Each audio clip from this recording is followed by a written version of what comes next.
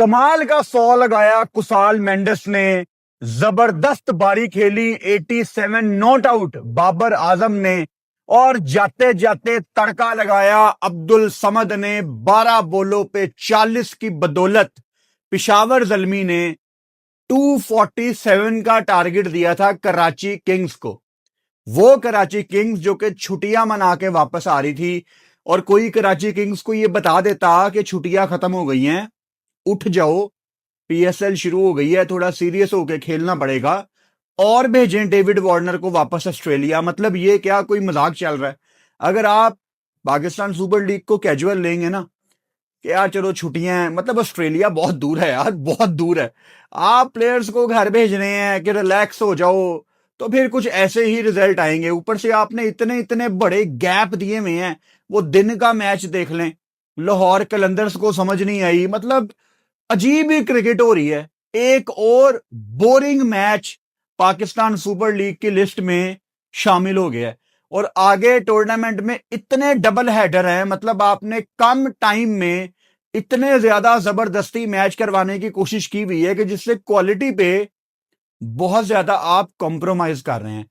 आज मैच में क्या हुआ, बाबर आजम ने कैसी बैटिंग की, कुसाल मेंडिस ने किस तरह 100 किया, अब्दुल समद के ऊपर बात करेंगे, उन तमाम बातों के ऊपर बात करेंगे जो आज मैच में हुई हैं। लेकिन उससे पहले मेरा एक पैगाम है पाकिस्तान क्रिकेट बोर्ड को। पाकिस्तान क्रिकेट बोर्ड की आदत है कि बस आप हमें पैसे दिखाओ, हम आपको किसी भी तरह की एडवर्टाइजमेंट दे देंगे, आप जो कहोगे हम कर देंगे। आप पाकिस्तान सुपर लीग में एक चीज देखते हैं कि बार बार आपको तरह तरह के एड्स नजर आ रहे होते हैं। कभी चाय का एड, कभी कोई फोन का एड। ठीक है, I am all for it, आप पैसा बनाओ एज क्रिकेट बोर्ड, लेकिन क्रिकेट की जो बेसिक ब्रॉडकास्टिंग है उसके ऊपर कभी भी कॉम्प्रोमाइज नहीं होना चाहिए। मैं आपको एक एग्जांपल देता हूं। इनके बॉलर थे कराची किंग्स के हमजा सुहेल। वो अच्छी बॉल कर रहे थे, probably he was doing back of hand या लेग कटर या ऑफ कटर, कुछ वो करने की कोशिश कर रहे थे। लेकिन ना कमेंटेटर उनके चेंज ऑफ पेस की बात कर रहे हैं, because they were focus on a बोतल का एड जो कि आने वाला था, और फिर वो एक बॉल के बाद आ गया। ऑब्वियसली कमेंटेटर्स को कान में बताया जा रहा होता है ना कि वो अगली बॉल पे आपने ये बोलना है। तो क्रिकेट पे कॉम्प्रोमाइज हो रहा है। फिर एक जगह पे कवर्स पे कराची किंग्स की किसी फील्डर ने मिस फील्डिंग की। अगेन मुझे पता होता किसने मिस फील्डिंग की है तो मैं आपको बता देता। रीप्ले में हमें नहीं दिखाया गया कि मिस फील्डिंग पे किसने चौका करवाया है। कवर अंदर थी, पीछे डीप कवर्स नहीं था। पहली इनिंग्स चल रही है, ऑब्वियसली अभी मैच बोरिंग नहीं हुआ था, एक एक बॉल इंपॉर्टेंट है। वो किसने चौका करवाया है, किसने मिस फील्डिंग की है, किसके नीचे से बॉल गुजरा है, हमें वो नहीं दिखाया गया। हमें एक फोन का एड दिखाया गया कि कोई सेल्फी ले रहा है। मतलब क्या इंपॉर्टेंट है? तो कहीं ना कहीं पाकिस्तान क्रिकेट बोर्ड को, पाकिस्तान सुपर लीग को कुछ रूल्स सेट करने हैं कि क्रिकेट की ब्रॉडकास्टिंग वैसी ही होगी जैसी होनी चाहिए। और मेरा तो कमेंटेटर्स के साथ गिला है, जो भी हमारे रिस्पेक्टिव कमेंटेटर्स कमेंट्री कर रहे हैं लीग में, वो हमें बता नहीं रहे कि क्यों खुशदिल शाह को चेंज करके दूसरे एंड से लाया गया है। आया कि बाउंड्री छोटी है, हवा उस साइड की चल रही है, क्या वजह है? मतलब अगर तो कमेंटेटर्स का ये काम है कि खुशदिल शाह विल कंटिन्यू, अगर उसने एक ये लाइन बोलनी है तो ठीक है, फिर आप जिससे मर्जी कमेंट्री करवा लो यार। क्योंकि कमेंटेटर्स का काम तो ये होना चाहिए कि गेम को वो एक्सप्लेन करें। अब ये काम पाकिस्तान सुपर लीग में गोरे भी नहीं कर रहे। क्यों? क्योंकि माहौल इतना ठंडा है। खरबूजे को देख के खरबूजा रंग पकड़ता है ना। वो प्रेस कॉन्फ्रेंस में आपने देखा, डेविड वार्नर भी मोबाइल पे लगा हुआ था, क्योंकि इर्द गिर्द माहौल ही सारा अनप्रोफेशनल था। तो आप फिर वैसे ही हो जाते हो। तो ये क्राउड के बगैर जो पाकिस्तान सुपर लीग चल रही है ना, इसका मजा मुजा नहीं आ रहा। और मैं रिक्वेस्ट करूंगा पाकिस्तान गवर्नमेंट से, सीज फायर हो चुका है, सुनने में यही आ रहा है कि पेट्रोल की कीमतें भी इंशाल्लाह एक आधे दिन में नीचे आनी है। तो अब आप बिस्मिल्लाह करें, अब आप टिकटें ओपन करें और लोगों को अलाउ करें ताकि पीएसएल का मजा आना शुरू हो। अगर मुझे मजा नहीं ना आ रहा तो आपको क्या ही मजा आना है? मतलब मैं क्रिकेट का काम करता हूं, दिन रात मेरा काम क्रिकेट है। अगर मैं एंजॉय नहीं कर पा रहा, अगर मेरे लिए पाकिस्तान सुपर लीग देखना अनफॉर्चुनेटली पेनफुल है, तो एक आम आदमी तो इसकी परवाह भी नहीं करेगा। तो अब मेरा ख्याल है टाइम आ गया कि पाकिस्तान क्रिकेट बोर्ड को यह स्टेप लेना चाहिए कि आपको ऑब्वियसली 2-3 दिन का टाइम तो देना पड़ेगा ना। टिकट्स आपको ओपन करनी पड़ेंगी, फिर लोग खरीदेंगे, उनको इश्यूज आएंगे कि टिकट खरीद ली है, ईमेल नहीं आई वगैरह वगैरह, वो सारा कुछ शुरू होना है। सॉल्व करो यार ये इश्यूज को। किन चक्करों में आप लोग पड़े हुए हो? दुनिया क्यूआर पे चली गई है कि टिकट स्कैन की और सीधा अंदर गए। ये आज भी लोगों को लाइनों में लगा के ख्वार करते हैं। खैर भाई, पहली इनिंग्स में ही तय आ गया था कि पेशावर ज़ल्मी ने ये मैच जीतना है, और मैंने आपको मिड इनिंग्स में बता दिया था कि दे विल कोलैप्स। मुझे ये इस मैच में करीब भी आते नजर नहीं आ रहे। कराची किंग्स ने टॉस जीता और टॉस जीत के पहले बॉलिंग का फैसला किया, जो कि हर लिहाज से ठीक फैसला था। Nothing wrong with the toss. Karachi में मैंने आपको कल भी बताया था, दो ही रीजंस होती हैं। एक, अर्ली ऑन नया बॉल वहां पे हरकत करता है, और दूसरा, शाम को थोड़ी बहुत ड्यू आ जाती है, कभी ज्यादा भी आ जाती है। तो हर लिहाज से आपको पहले बॉलिंग करके फारिग होना होता है। तो डेविड वार्नर ने टॉस जीत के पहले बॉलिंग का फैसला किया। मोहम्मद हारिस मैच की दूसरी बॉल पे सेम तरीके से आउट होते हैं जैसे वो कल आउट हुए हैं। मतलब कल हारिस ने क्या किया था कि रूम बना के वो मिड ऑफ या एक्स्ट्रा कवर के ऊपर से मारना चाह रहे थे, जबकि long leg, deep square leg और फाइन लेग वाले एरिया में उनको वो बॉल खेलनी चाहिए थी। आज यानी 24 घंटों के अंदर इन्होंने दूसरा मैच खेला है, और पेशावर जल्मी के डगआउट में मिसबा उल हक जैसा बंदा बैठा हुआ है, मोहम्मद अकरम जैसा बंदा बैठा हुआ है, जिन्होंने इतनी क्रिकेट खेली है। ये क्यों आइडेंटिफाई नहीं कर पा रहे हारिस को बॉल मेरिट पे खेलनी है? Haris, call it was a poor knock, आज इट वाज ए खौफनाक नॉक। समझ ही नहीं आ रही मुझे कि आप मेरिट पे क्यों नहीं खेल रहे। देखो, जिस तरह हारिस ने पिछले 2 मैचों में शॉट खेलने की कोशिश की है ना, वो चीजें टेप बॉल में लगती हैं कि आप हटे, आपने रूम बना के मारने की कोशिश की, टेप बॉल में वो चीजें लग जाती हैं। हार्ड बॉल में आप अपनी स्टम्प्स को एक्सपोज नहीं करते, ये बड़ी कॉमन सेंस है। अगर आपने अपनी स्टम्प्स को एक्सपोज कर दिया है, तो एक आधे मैच में एक आधी कोई आपकी लग जाएगी हिट, लेकिन आप इसकी बेस पे बड़ी नॉक नहीं खेलोगे। आपको बॉल खेलनी पड़ेगी मेरिट पे। हारिस अपनी स्टंप्स को एक्सपोज करता है, विकेट से हटता है, जोर से मारने की कोशिश करता है, और फिर कैच पकड़ा के आउट हो जाता है। मुझे समझ नहीं आ रही कि हारिस के पास स्वीप शॉट भी है, हारिस के पास स्लॉक स्वीप भी है, और ये स्कूप भी कर लेता है फाइन लेग के ऊपर से। तो फिर ये वो शॉटें क्यों खेल रहा है जो उसकी स्ट्रेंथ नहीं है? और अब आप एशिया कप खेल चुके हो, पाकिस्तान से हाई इंटेंसिटी क्रिकेट खेल चुके हो, आपका केस, आपके फैंस पाकिस्तान में लड़ते हैं कि हारिस के साथ ज्यादती हो गई। लेकिन अगर हारिस ऐसी परफॉर्मेंस देगा, तो फिर तो वो अपने पांव पे खुद कुल्हाड़ी मार रहा है। देखो, ज्यादती हुई या नहीं हुई वो तो एक सेपरेट टॉपिक है, लेकिन ये अपॉर्चुनिटी ग्रैब करने वाली है। अगर पाकिस्तान सुपर लीग में हारिस फेल होता है, तो कसूर हारिस का है। अगर पाकिस्तान सुपर लीग में मास सदाकत कामयाब होता है, तो वो पाकिस्तान से ओपन करेगा। अगर पाकिस्तान सुपर लीग में न्याजी फेल होता है, जो कि हैदराबाद से वो हो रहा है, तो कसूरवार न्याजी है। अगर समद इसी तरह फिनिश करता रहेगा, तो वो पाकिस्तान से वनडे भी खेलेगा, T20 भी खेलेगा, क्योंकि अपॉर्चुनिटी है ना, उसको ये ग्रैब नहीं कर पा रहे। बाबर आजम और कुसाल मेंडस की पार्टनरशिप ने मैच वैसे ही साइड पे लगा दिया था। 191 रन्स की पार्टनरशिप, मतलब पहला इनका आउट हुआ 0 पे और दूसरा आउट हुआ है 191।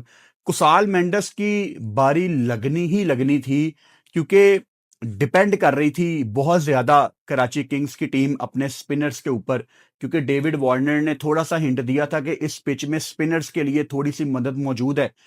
खुशदिल शाह को उन्होंने नया बॉल दिया, फिर नीचे एडम जैम्पा को 4 ओवर का कोटा करवाया, जिनको बड़ी कुट पड़ी है, 4 ओवर में 51, और मोइन अली को भी 1 ओवर में 15 पड़ गया, वहीं पे इनकी कमर टूट गई थी। अब कुसाल मेंडस मतलब श्रीलंका से है, और अगर श्रीलंका के किसी प्लेयर को स्पिन नहीं खेलनी आएगी, तो किसको खेलनी आएगी भाई? मतलब स्पिन का तोड़ क्या होता है? स्पिन का तोड़ होता है कि आप स्पिन के अगेंस्ट स्वीप मारते हो, ये चीज स्पिन को तोड़ देती है। कुसाल के पास स्वीप भी है, स्लॉक स्वीप भी है, और आज उसने स्लॉक स्वीप पे ही स्पिन को तोड़ा है। उसने डोमिनेट करने ही नहीं दिया। अच्छी चीज ये है कि बड़ी जबरदस्त पार्टनरशिप लगी बाबर आजम और कुसाल मेंडिस की। 87 किया बाबर आजम ने 51 बॉलों पे and he was not out, और कुसाल मेंडिस ने 52 बॉलों पे 109 की बारी खेली। जब मैं लाइव बैठा हुआ था ना, कुछ कमेंट मेरे सामने से गुजरे, मैंने उनको इग्नोर किया कमेंट को, मैंने उनको लाइव में बिल्कुल भी शामिल नहीं किया। काफी लोग ऐसा लिख रहे थे कि अब्दुल समद की वजह से बाबर का 100 रह गया। देखो, ये सोच है जो हमको बदलनी है। अगर जल्मी ने एक फैंसी टोटल लगा दिया है 245 246, इस पे फोकस होना चाहिए आपका।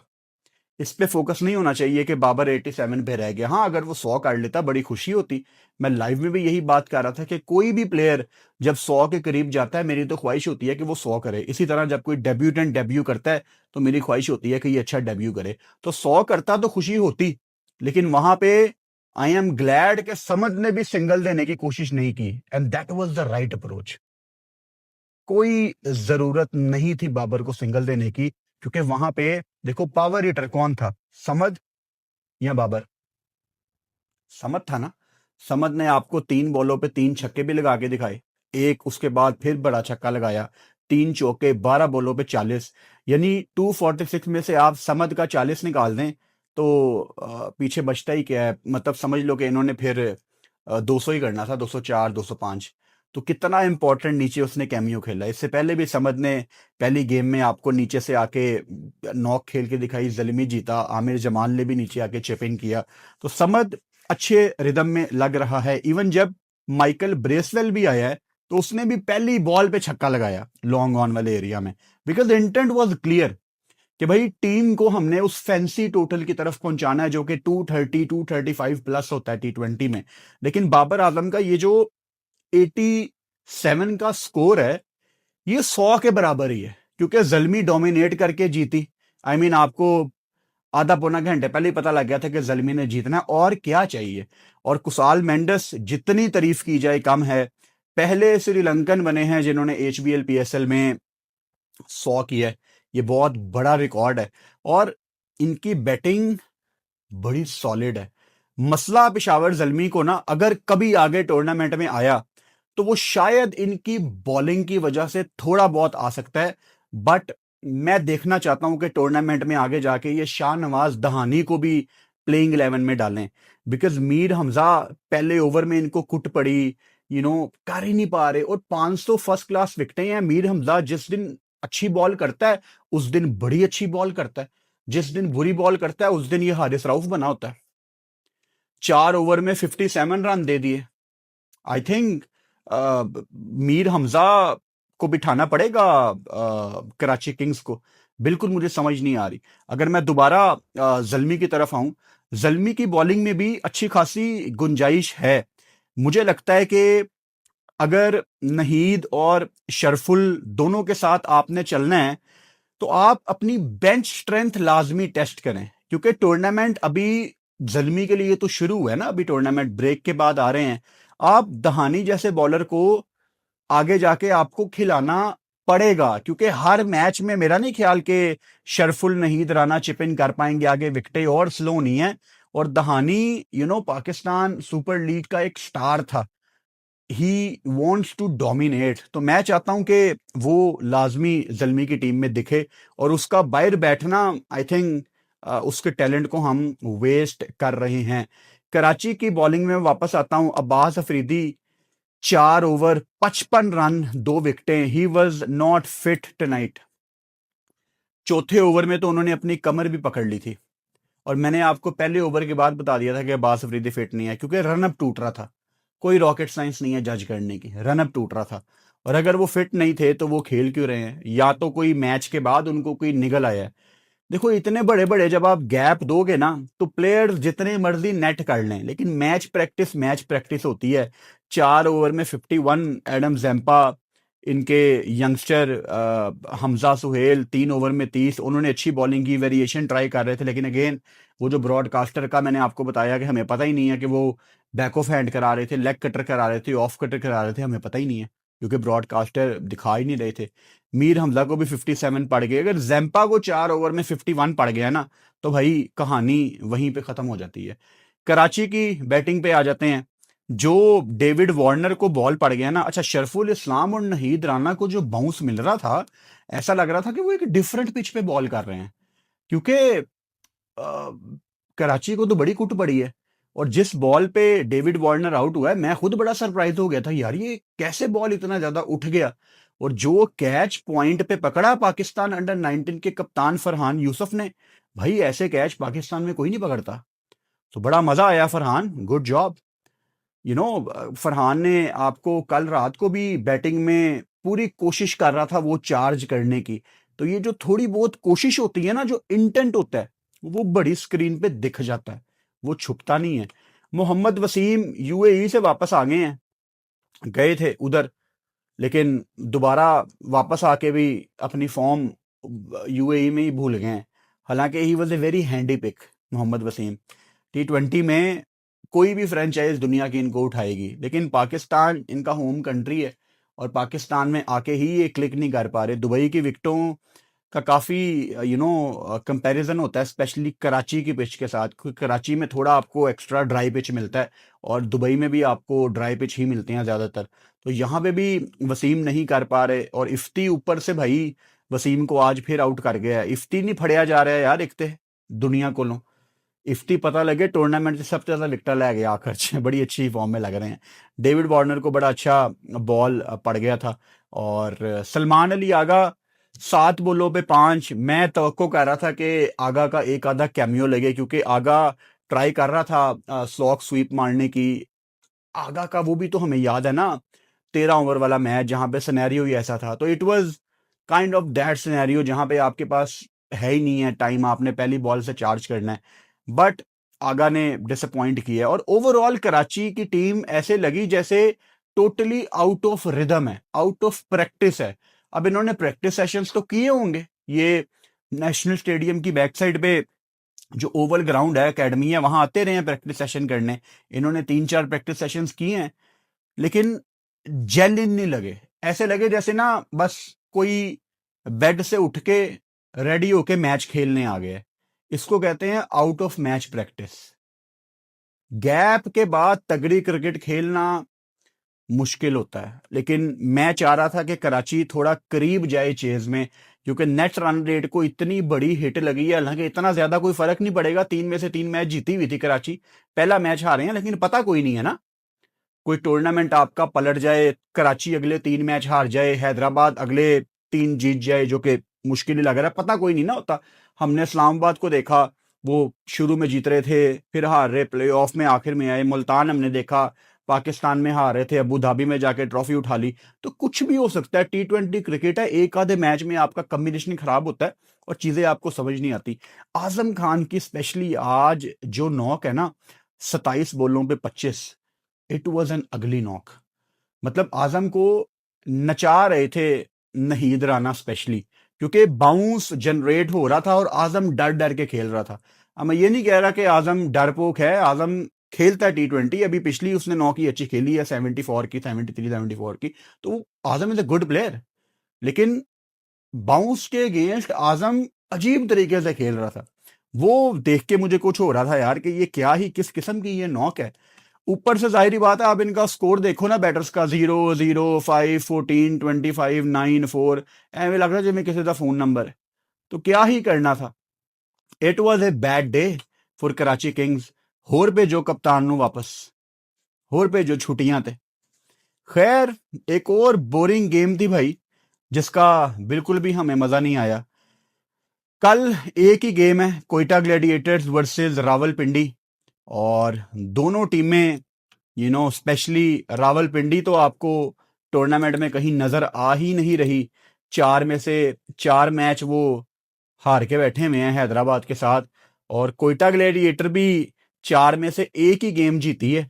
और कोयटा के पास अबरार है, कोयटा के पास उस्मान तारिक है, कोयटा के पास नाफे है, कोयटा के पास हसन नवाज है।